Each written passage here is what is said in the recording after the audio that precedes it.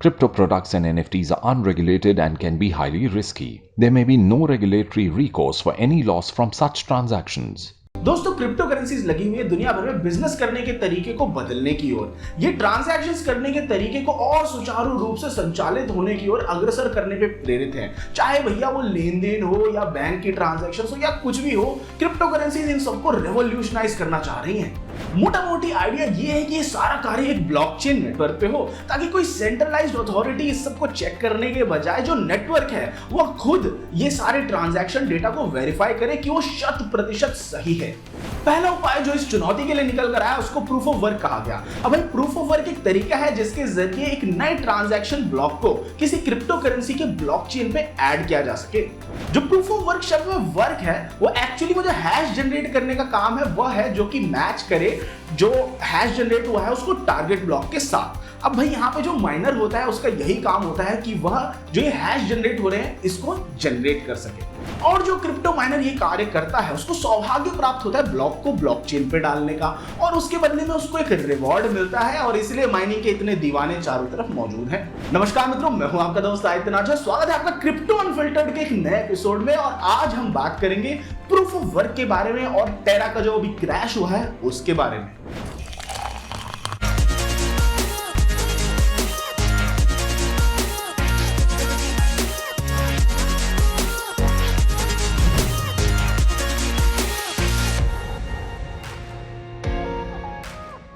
Crypto currency की शुरुआत ही proof of work concept से हुई, क्योंकि ये सिस्टम जो सबसे पहली क्रिप्टो करेंसी थी बिटकॉइन, उसके द्वारा प्रयोग में लाया गया था।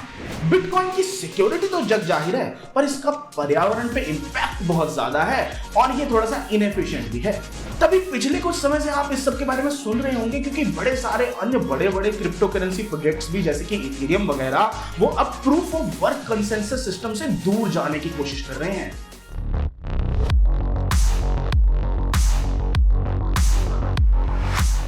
देखो भाई, ये जो प्रूफ ऑफ वर्क मॉडल होता है ना, ये कंसेंसस मैकेनिज्म होता है जिसके जरिए क्रिप्टो करेंसीज ट्रांजैक्शंस को वैलिडेट किया जाता है।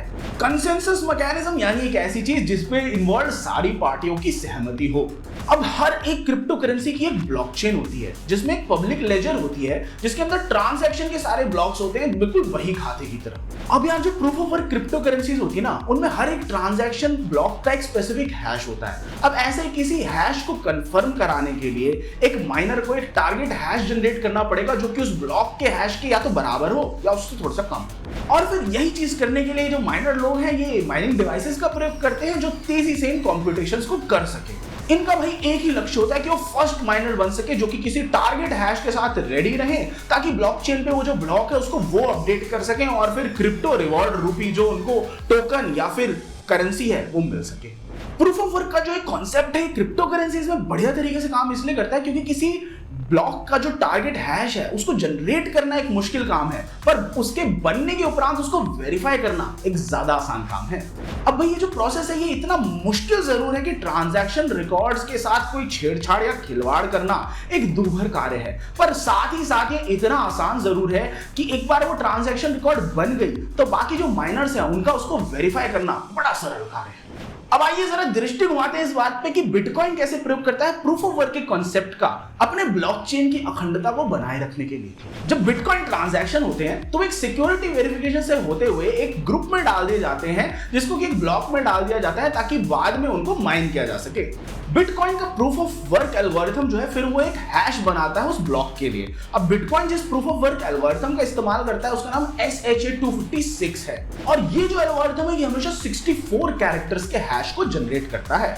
भैया माइनर्स जो है उनमें रेस लगी रहती है कि वो सबसे पहले एक टारगेट हैश बना पाए जो कि ब्लॉक हैश के नीचे हो, और जिस माइनर को ये सौभाग्य प्राप्त होता है उसकी तो भैया फिर चांदी हो जाती है। उनको बिटकॉइन रिवॉर्ड भी मिलते हैं नए मिंटेड कॉइन्स और ट्रांजैक्शन फीस के रूप में। अब भाई जो बिटकॉइन की टोटल संख्या है उसकी लिमिटेशन है 21 मिलियन या फिर 2.1 करोड़ कॉइन्स की, पर भविष्य में जब ये संख्या खत्म हो जाती है तब भी ये जो माइनर्स हैं इनको ट्रांजैक्शन फीस जरूर मिलती रहेगी। जिस प्रूफ ऑफ वर्क एल्गोरिथम का प्रयोग बिटकॉइन द्वारा किया जाता है वो कोशिश करता है कि हर 10 मिनट के अराउंड रफली एक नया ब्लॉक जो है वो बिटकॉइन की ब्लॉकचेन पे ऐड हो। अब भाई ये चीज संभव करने के लिए वो जो हैश की जनरेटिंग कॉम्प्लेक्सिटी होती है उसको कभी कभी बढ़ा देता है अगर माइनर लोगों की रेट बहुत ज्यादा हो रही है, और अगर माइनिंग की रेट जो है वो थोड़ी गिर सी गई है तो वही जो हैश की कॉम्प्लेक्सिटी है उसको थोड़ा सा कम कर देता है ताकि रफली 10-10 मिनट पे एक नया ब्लॉक ऐड होता रहे। कुछ और जानी मानी क्रिप्टो करेंसीज जो कि proof of work consensus mechanism का उपयोग करती हैं उनमें लाइट कॉइन है और विख्यात मीम कॉइन डोज कॉइन भी है।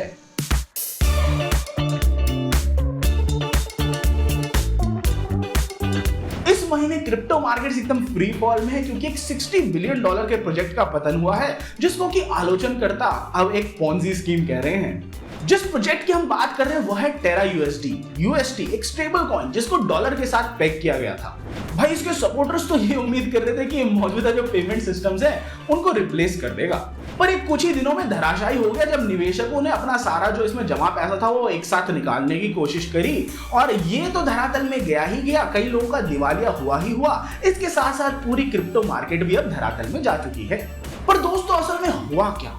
भाई टेरा के तेजी से ऊपर जाने और तेजी से नीचे आने की कहानी को हम बिना ब्लॉकचेन के ज्ञान के नहीं समझा सकते हैं, तो आइए इसको जरा आराम से समझते हैं। भाई टेरा जो है उसका अपना खुद का एक ब्लॉकचेन है जैसे कि बिटकॉइन का या फिर इथेरियम का।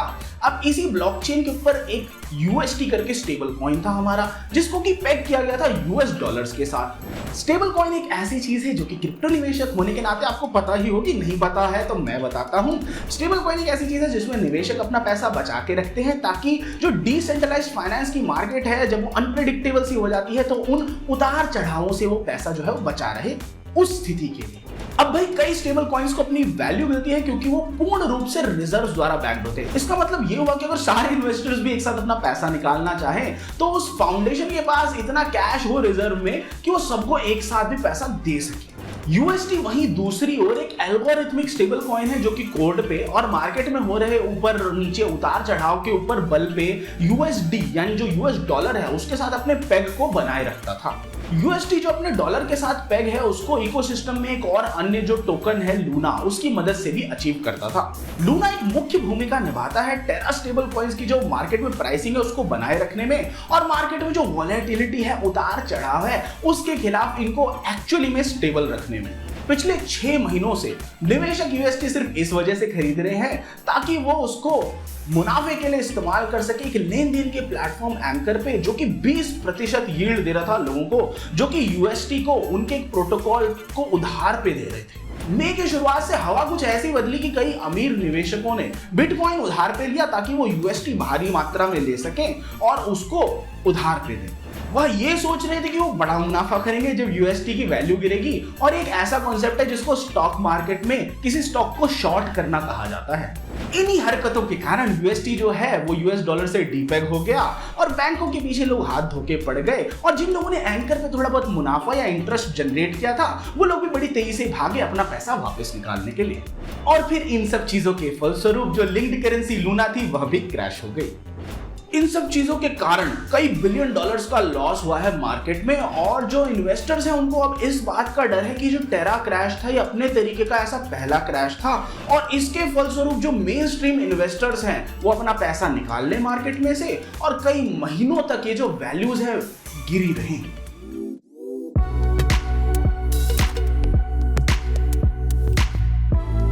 दोस्तों जो $30,000 का मार्क है वो अब फिर से एक चुनौती बन के आ रहा है बिटकॉइन के लिए। बिटकॉइन ने एक भैया मिनी रैली सी स्टेज करी थी इस हफ्ते की शुरुआत में और अपने 3 वीक के सबसे हाईएस्ट पॉइंट पे गया $32,359 के आसपास, जो कि ऑलमोस्ट 25 लाख रुपए के आसपास होता है ट्यूसडे को। और थोड़ा बहुत ऐसे मार्केट्स में होप सी आ गई कि भैया अब अपवर्ड मोमेंटम आ रहा है। पर उसके बाद इस हफ्ते भी क्रिप्टो करेंसीज का स्ट्रगल जो था वो चलता रहा क्योंकि फेडरल रिजर्व और बाकी सेंट्रल बैंक्स ने अपने रेट्स को बढ़ा दिया बिल्कुल ही इतने खतरनाक हाई इन्फ्लेशन के बीचों बीच। अब भाई वीक ऑन वीक चार्ट को अगर हम देखें तो जितनी भी क्रिप्टो करेंसीज हैं उनमें कोई ज्यादा मूवमेंट नहीं आई है पिछले हफ्ते में। सिर्फ कार्डानो का एडीए टोकन बढ़ा 17% वैल्यू में पिछले हफ्ते, जब उसके नेटिव एसेट्स जो इशू हो रहे थे नेटवर्क पे उनकी मात्रा में बढ़त हुई। इस महीने थोड़ा समय बीतने के बाद एक नेटवर्क अपग्रेड भी होने वाला है जो कि उसकी स्केलिंग कैपेबिलिटीज को बढ़ाएगा।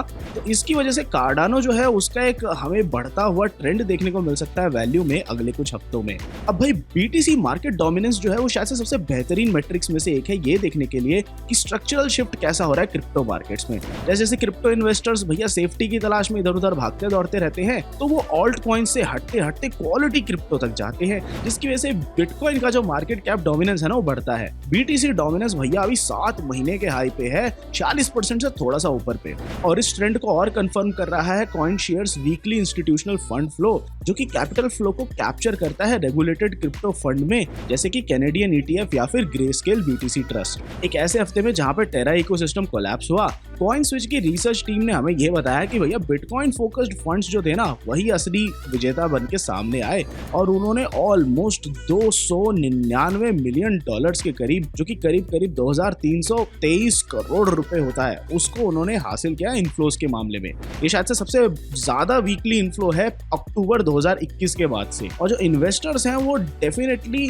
जो सबसे बड़ा डिजिटल एसेट है क्रिप्टो मार्केट में उसके पास भाग रहे हैं। पर कोई भी ये नहीं कह सकता कि आने वाले समय में अब क्या होगा। बड़ी सारी चीजें जो हैं उनकी वजह से ये उतार चढ़ाव हो रहे हैं, जैसे कि हाई इन्फ्लेशन रेट्स हैं सारे डेवलप्ड वर्ल्ड में, और भैया यूक्रेन में जो वॉर हो रहा है उसके भी शॉक वेव्स अभी तक आ ही रहे हैं हर जगह। और एक और चीज जो देखने लायक है वो ये है कि जेपी मॉर्गन के एनालिस्ट ने कहा है कि बिटकॉइन का जो फेयर प्राइस है ना वो 28% ज्यादा होना चाहिए उसके करंट लेवल से, जिसका मतलब ये है कि शायद से बिटकॉइन का दाम और बढ़े भविष्य में।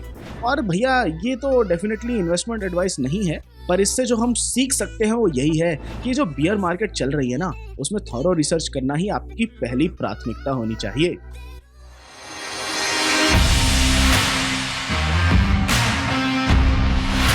और नंबर्स में अब हम देखते हैं कि मार्केट की करंट स्थिति क्या है। दोस्तों अगर हम इस हफ्ते के नंबर्स की बात करें तो यहाँ पे इथीरियम जो है वो 6.04% डाउन है और बिटकॉइन जो है वो 5% डाउन है और प्राइसिंग थोड़ी बहुत ऊपर नीचे जा ही रही है। सबसे ज्यादा बढ़त इस हफ्ते देखने को मिली गोलेम को 13.58% पे, और टेथर में भी ऐसे ही छोटा मोटा बदलाव हमें देखने को मिला। अगर आप शुरुआत करना चाहते हैं अपने क्रिप्टो के सफर की, जानना चाहते हैं क्रिप्टो के बारे में थोड़ा और, या फिर आप ट्रेडिंग करना चाहते हैं क्रिप्टो में, तो आज ही डाउनलोड कीजिए कॉइन स्विच ऐप को, जिसका लिंक हमने नीचे डिस्क्रिप्शन में दे रखा है। तो दोस्तों आज की क्रिप्टो अनफिल्टर्ड एपिसोड के लिए इतना ही।